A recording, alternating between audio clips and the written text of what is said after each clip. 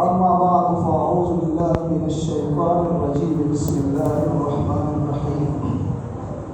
لقد كان لكم في رسول الله أسوة حسنة لمن كان يرجو الله واليوم الآخر.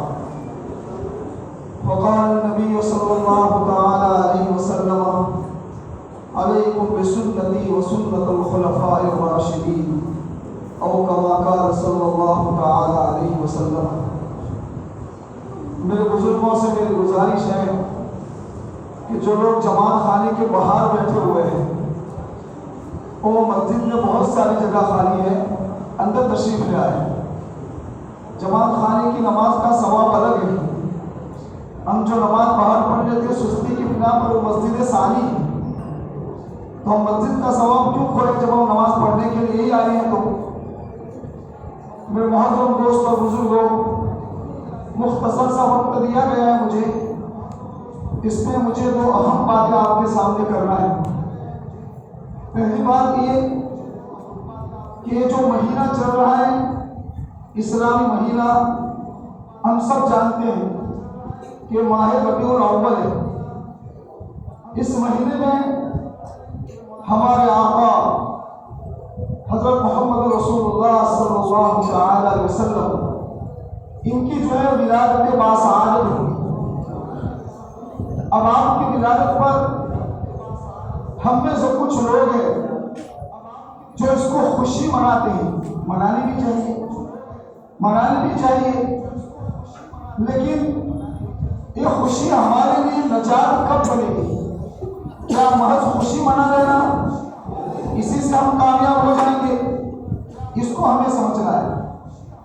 سب سے پہلی بات تو کہ ہمارے آقا محمد صلی اللہ علیہ وسلم کی جو پیدائش کا دن ہے، اس دن میں جو اختلاف ہے کہ آپ کی پیدائش کون سی تاریخ کو ہوئی.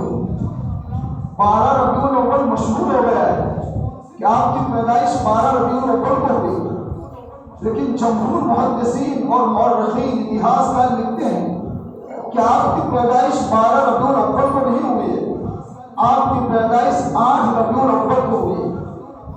بعض لوگوں نے 9 ربیع الاول اور بعضوں نے جو ہے وہ 12 ربیع الاول کہے، لیکن اکثر حضرات 8 ربیع الاول کے اور اسی کے مطابق جو ہے 22 اپریل سن جو ہے عیسوی 570 اور بعضوں نے 20 اپریل 570 کا ہے. تو پہلی بات تو یہ ہماری یعنی اللہ کے نبی کا برتھ ڈے، آپ کی میلاد، جنم دن کا دن کیا نہیں ہے، ہاں وفات کا دن کیا ہے کہ آپ نے جو ہے 12 ربیع الاول کو وفات پائی. میرے دوستو، 3 چیزیں کہ ایک انسان میلاد کی خوشی مناتا ہے، آپ کا برتھ ڈے مناتا ہے، لیکن اللہ کے نبی کی سیرت پر وہ عمل نہیں کرتا ہے. ایک وہ آدمی ہے جو اللہ کے نبی کی صرف تعریف کرتا ہے، لمبے لمبے قصیدے پڑھتا ہے، لیکن وہ آپ کی سیرت پر عمل نہیں کرتا، اپنی زندگی کو اللہ کے نبی کی زندگی کے مطابق نہیں بناتا ہے. کیا یہ لوگ کامیاب ہیں؟ ہمارے بزرگوں نے، ہمارے علماء نے ان باتوں کو واقعات سے ثابت کیا ہے. آپ تو مجھ سے بھی زیادہ جاننے والے ہیں کہ اللہ کے نبی علیہ السلام جس دن پیدا ہوئے، آپ کی ولادت باسعادت ہوئی، تو آپ کے چچا ابو لہب کو اس کی خبر ملی کہ میرے مرحوم بھائی عبداللہ کے یہاں بچہ پیدا ہوا ہے. تو آپ کی میلاد کی خوشی میں، آپ کی برتھ ڈے پر ابو لہب نے ایک باندھی آزاد کر دی، لیکن اس ابو لہب نے اللہ کے نبی کے لائے ہوئے دین کو نہیں مانا، آپ کے طریقے پر وہ نہیں چلا، اپنی زندگی کو اللہ کے نبی کے طریقے پر اس نے نہیں بنایا. تو محض پیدائش کی خوشی منانے سے وہ جنت کا حقدار نہیں بنا، بلکہ ہم سب کو معلوم ہے کہ ابو جہل جہنم کا ایندھن بن گیا، ہلاک ہو گیا، برباد ہو گیا. تو معلوم ہوا کہ محض میلاد کی کوئی خوشی منا لے اور اس کو جو ہے اسلام کے طریقے سے کوئی تعلق نہ ہو، ایسی خوشی کسی کو نجات نہیں دے سکتی ہے. دوسری بات کہ اگر کوئی آدمی اللہ کے نبی کی تعریف میں قصیدے پڑھ لیتا ہے، لیکن اللہ کے نبی کے طریقے کو نہیں مانتا، اس کا انجام کیا ہے؟ تو وہ بھی آپ کو معلوم ہے کہ آپ کے دوسرے چچا ابو طالب، جن کا نام جو ہے عبد مناف تھا، ابو طالب تو ان کی کنیت ہے۔ آپ صلی اللہ تعالی علیہ وسلم ان کی پرورش میں تھے، ان کی دیکھ بھال میں، نگرانی میں تھے۔ ابو طالب جو ہے آپ صلی اللہ تعالی علیہ وسلم کی اور آپ کے رائے اور دین کی بڑی تعریف کرتے تھے۔ ایک موقع پر ابو طالب کا بیان کیا اپنے بھتیجے کو مخاطب کرتے ہوئے کہ ان دین محمد خیر ادیان البریہ، کہ بے شک محمد صلی اللہ علیہ وسلم کا رائے و دین دنیا کے تمام مذہبوں سے، تمام دینوں سے بہتر ہے۔ ابو طالب آپ صلی اللہ تعالی علیہ وسلم کی تعریف میں لمبے لمبے قصیدے پڑھتے تھے۔ کئی قصیدے جو ہے تاریخ میں کتابوں میں لکھے گئے ہیں۔ وَأَبْيَضُ يُسْقَى الْغَمَامُ بِوَجْهِهِ سِوَارُ الْيَتَامَى عِصْمَةٌ لِلْأَرَامِلِ۔ ابو طالب کا ایک قصیدہ ہے جو انہوں نے اللہ کے نبی کی شان میں پڑھا ہے کہ اے میرے بھتیجے، تیرا چہرہ وہ ہے جس کے ذریعے سے دنیا کے لوگوں کو بارش دی جاتی ہے، رحمتیں برکتیں اترتی ہے۔ لیکن ابو طالب نے ان قصیدوں کے پڑھنے کے ساتھ اپنے آپ کو اسلام کے اندر داخل نہیں کیا۔ آخری گھڑی تک اللہ کے نبی محنت کرتے رہے، موت کے وقت بھی آپ کو دعوت دی لیکن اس نے قبول نہیں کیا، انہوں نے قبول نہیں کیا۔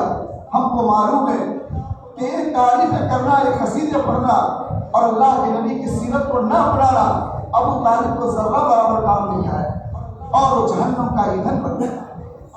جبکہ تیسری بات کہ جو لوگ اللہ کے نبی کی سیرت کو اپناتے ہیں وہ دنیا میں بھی کامیاب ہے، آخرت میں بھی کامیاب ہے اور جو ہے وہ جنت کے حقدار بن گئے۔ حضرت سیدنا بلال رضی اللہ تعالی عنہ، آج ہم ان کو سردار کہتے ہیں، یہ کالے کلوٹے تھے، حبشہ سے آئے تھے، غلام بنا کر لائے گئے تھے اور مکہ کے بازار میں بیچے گئے تھے۔ غلام کی کیا حیثیت ہے، اور وہ بھی ایک ایسا غلام جو پردیسی ہو، جس کا اس وطن سے، اس ملک سے کوئی تعلق نہیں، جس کے پاس نہ علم ہے نہ کچھ ہے، اس کا رنگ بھی کالا، اس کی کیا حیثیت؟ لیکن انہوں نے اللہ کے نبی کی سیرت کو اپنایا، دین و ایمان کو قبول کیا، اپنے اندر جو ہے اللہ کے نبی کے طریقے کو داخل کیا، تو بلال کے لیے کامیابی کا اعلان ہوا رضی اللہ تعالی عنہ ورضی عنہ، کہ اللہ اس سے راضی ہو گیا اور اللہ سے راضی ہو گئے، وہ جنت کے حقدار بن گئے۔ تو میرے دوستو، میلاد کی بناوٹی خوشی منا لینا یہ کوئی دین نہیں ہے۔ یہ اللہ کے نبی خود 63 سال دنیا میں رہ کے گئے۔ خلفائے راشدین کا دور 31 سال کا ہے، صدیق اکبر کا، عثمان غنی کا، حضرت عمر کا، حضرت علی کا، کہ آپ کی زندگی کے بعد انہوں نے 31 سال تک خلافت کی، اور صحابہ کا دور، تابعین کا، تبع تابعین کا۔ کون ثابت کر کے دیتا ہے کہ ان لوگوں نے اللہ کے نبی کا یوم پیدائش آپ کا برتھ ڈے بنایا ہے؟ کسی کا ہو نہ معلوم ہے تو کسی نے چالو کر دیا، اس کے پیچھے چل پڑے۔ میرے دوست اور بزرگوں، اصل زندگی ہماری یہ ہے کہ ہم اللہ کے نبی کے طریقے کو اپنائیں۔ میں نے آپ کے سامنے حدیث شریف پڑھی، علیکم بسنتی و سنت الخلفاء الراشدین المہدیین، کہ تم پر لازم ہے کہ تم میری سنتوں کو پکڑو۔ میرے دوستو، آج ہماری زندگی سے سنتوں کا جو ہے جنازہ نکال دیا گیا۔ بڑی بڑی اہم سنتیں، نماز کی سنت ہو، دین کی سنت ہو، شادی بیاہ کی سنت ہو، ہمارے اندر اس کا کچھ بھی خیال نہیں۔ آج ہمارے پاس ایک پرچہ پہنچا ہے تنظیم المسلمین علماء کرام کی جانب سے۔ اس پرچے میں ہمارے اندر جو شادیوں کے روایات بڑھتے جا رہے ہیں، سنت کے خلاف ہماری شادیاں ہو رہی ہے، اس پر ہمیں تنبیہ اور متنبہ کیا گیا ہے۔ میرے دوستو، شادی جو ہے تمام انبیاء علیہ السلام کی سنت ہے۔ 4 چیزیں ایسی ہیں جو تمام انبیاء کی سنت رہی علیہ السلام، اربع من سنن الانبیاء، اربع من سنن الانبیاء۔ یہ 4 چیزیں انبیاء کی سنت ہے۔ ایک ہے حیا اور شرم، حیا اور شرم، اس سے آدمی پاک دامن رہتا ہے۔ دوسرا ہے عطر لگانا، تیسرا ہے مسواک کرنا، اور چوتھا ہے شادی کرنا۔ خود اللہ کے نبی علیہ السلام نے 11 شادیاں کی، اپنی بیٹیوں کی شادی کرائی، اپنے سامنے اپنے صحابہ کی شادی کرائی، لیکن اللہ کے نبی نے شادی کو سادی رکھا۔ آج کل ہمارے یہاں مہر کے بارے میں لوگوں کے اندر ایک رواج چل پڑا ہے کہ جب بھی کوئی مدنی پیغام لے کے گیا، مطلب ہم کو مہر فاطمی دے، पहले लड़की का घर झोपड़े का हो। महर फातमी किस चीज का नाम उसका इल्म न हो कि महर फातमी किसको कहते हैं। अगर हम पूछे कि महर फातमी यानी क्या, तो बीबी का महर। और कौन सी बीबी, हमारे मोहल्ले में तो 4-5 बीबियां रहती है, कौन सी बीबी का आपको महर दे, ये पता नहीं कि कौन सी बीबी, बीबी ने क्या कर दिखाया, लेकिन बीबी का महर मांग रहे हैं।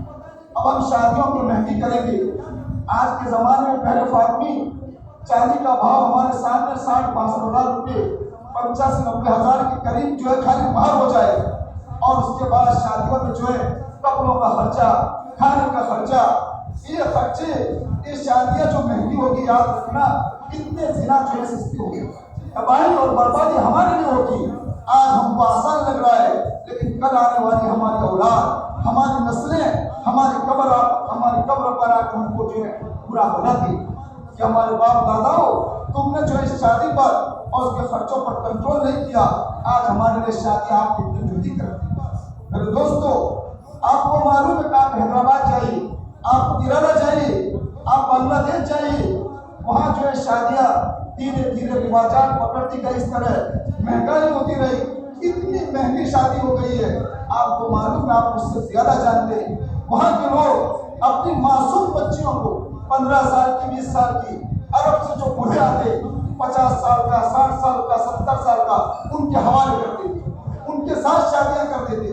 पूछने पर मालूम होता है कि तुम यहाँ शादी क्यों नहीं करते हो, क्या कि यहाँ को इसका कोई खरीदार नहीं, यहाँ को इसका पैगाम लेके आने वाला नहीं, जो पैगाम लेके आता है ढेर सारा जहेज मांगता है।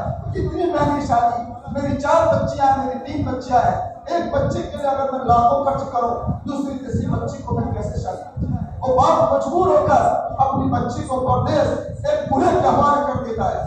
मेरे दोस्तों बुजुर्गों, हमारे मस्जिद के इमाम साहब, रहमान मस्जिद के इमाम जो है लॉकडाउन से पहले हैदराबाद गए, जमात में जाना हुआ इनका, कोई साथी उनको जो के लेके गया कि चलो कपड़ा मार्केट जाएंगे, वहाँ कुछ मुलाकात करके आएंगे। मौलाना ने मुलाकात के कपड़े की दुकान में उस कपड़े के मालिक ने, उस दुकान के मालिक ने बताया कि मौलाना ये जो जोड़ा लटक रहा है, ये वो जोड़ा है जिसको दुल्हन पहनती है, जिसको दुल्हन पहनती है, और कायदा है कि सिर्फ शादी के दिन पहनेगी, शादी के दिन, और उसके बाद दूसरे दिन अगर पहनेगी तो ऐब गिना जाएगा, एक खराब गिना जाएगा, उसकी जो है बुराई होगी। तो मौलाना ने कहा चल एक दिन का तो लिबास है, दुल्हन एक दिन पहनती होगी, बहुत तो बहुत महंगा होगा, 5-10 हजार रुपये का होगा। तो मौलाना ने ऐसे ही पूछा कि इसकी कीमत क्या है, तो कहा इसकी कीमत 1.5 लाख रुपये। 1.5 लाख रुपये का जोड़ा इन्होंने रिवाज बनाया कि अपनी बच्ची को शादी के दिन पहनाएगा बाप, और दूसरे दिन वो निकाल देगी, उसको फिर नहीं पहनेगी, अगर पहनेगी तो ऐब होगा। मेरे दोस्तों, धीरे धीरे आज हमारा समाज, हमारी कौम इन्हीं बुराइयों की तरफ जा रही है। खाना पकाया जाता है, पहले तो एक दिन खाना पकता, अब तो शादी से 2 दिन पहले, शादी के 2 दिन बाद, पुराने का अलग, गुजराती अलग, हमारा अलग, इनका अलग, और अलग अलग जात के जो जोड़े कपड़े।